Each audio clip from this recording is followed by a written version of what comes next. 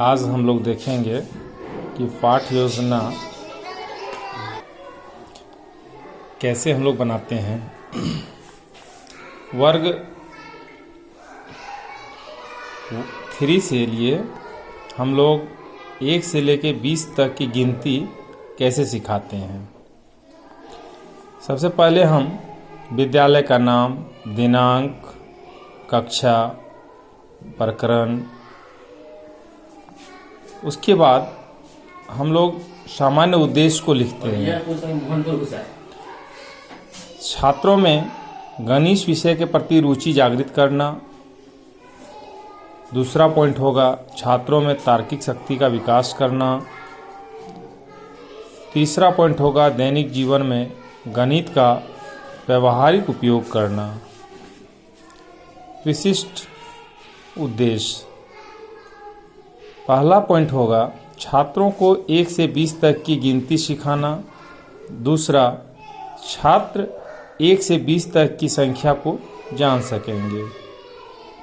अब उसके बाद हम लोग बच्चे से पूर्व ज्ञान लेते हैं। जैसे छात्र कुछ वस्तुओं के बारे में सामान्य ज्ञान रखते हैं।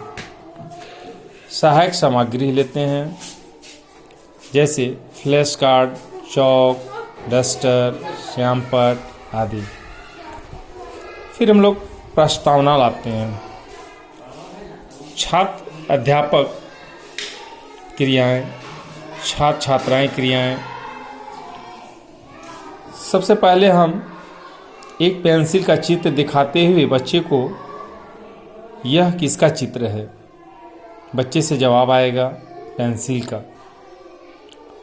दूसरा प्रश्न फिर करेंगे हम, चित्र में पेंसिल की संख्या कितनी है। बच्चे से हमें जवाब आएगा 1। फिर हम लोग बच्चे को प्रश्न करेंगे, बच्चे से 1 से 20 तक की गिनती सुनाएं। बच्चे के लिए समस्या उत्पन्न करेंगे। फिर हम लोग उद्देश्य कथन, बच्चों आज हम लोग 1 से 20 तक की गिनती सीखेंगे।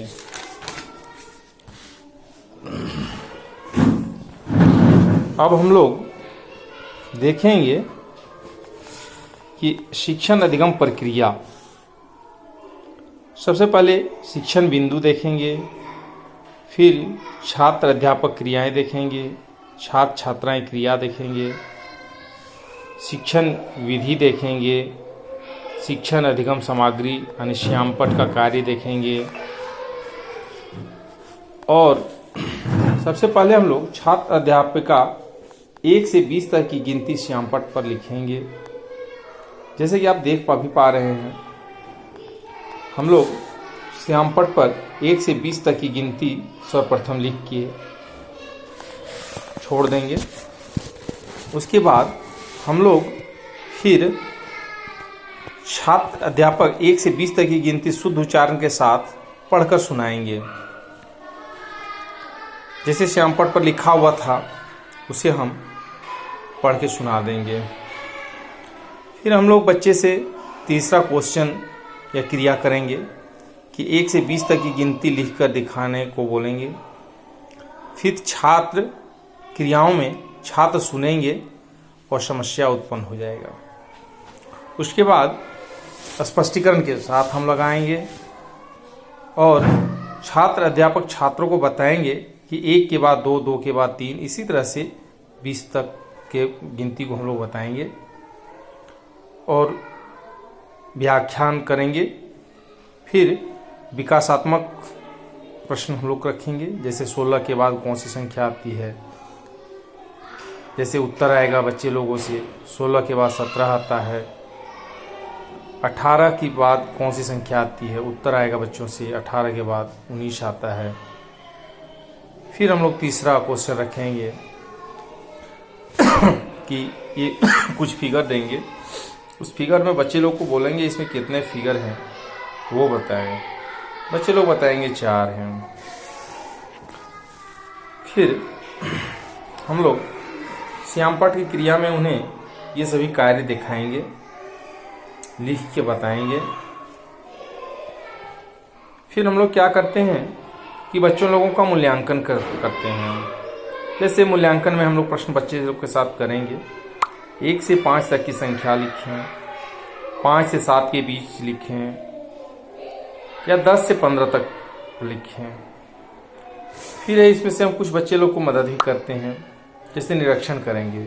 जब छात्र श्यामपट्ट कार्य व